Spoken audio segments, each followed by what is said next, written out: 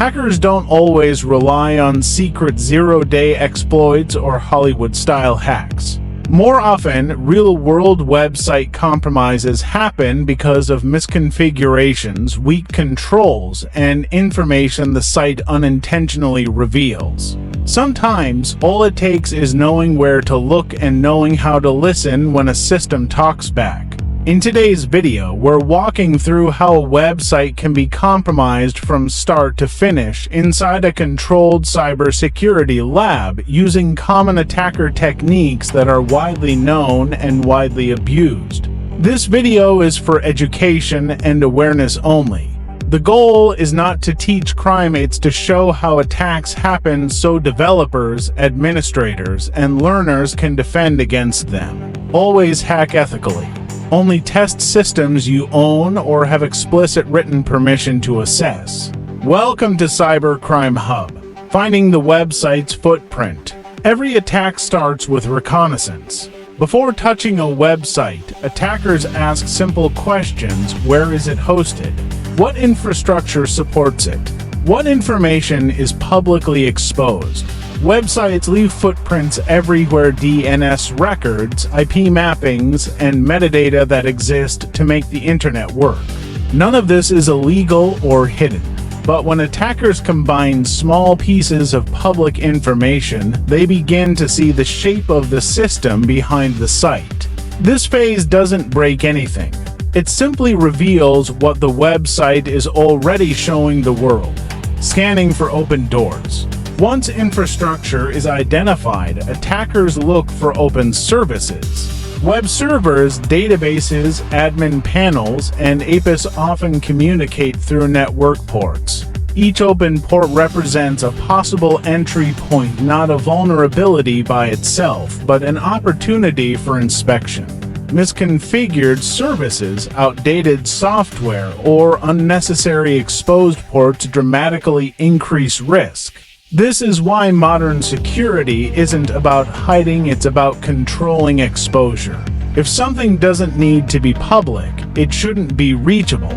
Discovering what was never meant to be seen.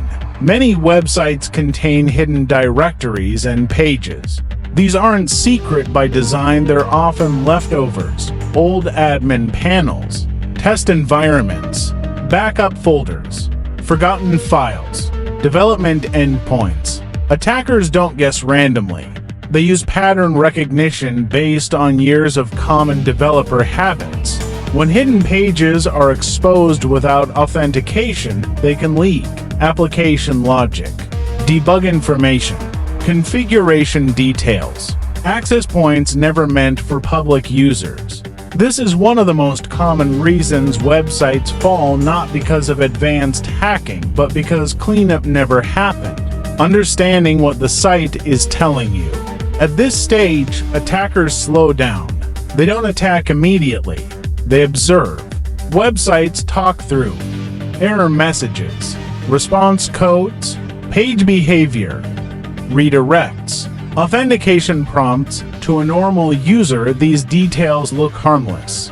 To an attacker, they reveal how login systems work, what technologies are running, where access controls are weak, which protections are missing. The biggest mistake developers make here is oversharing feedback. Every message a site sends should be treated as sensitive. Attacking authentication weaknesses. Most real-world website compromises happen at the login layer, not through broken encryption, but through weak credentials, missing rate limits, poor account lockout policies, reused passwords, predictable usernames.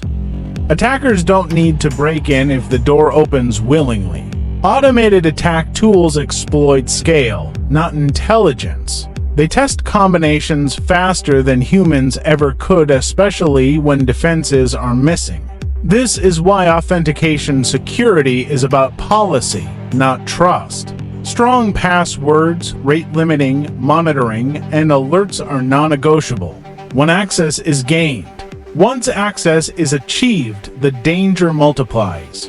From a single compromised account, attackers may escalate privileges, access internal dashboards, Modify website content. Harvest sensitive user data. Plant persistence mechanisms. The scariest part? Many compromises go undetected for months. Nothing breaks.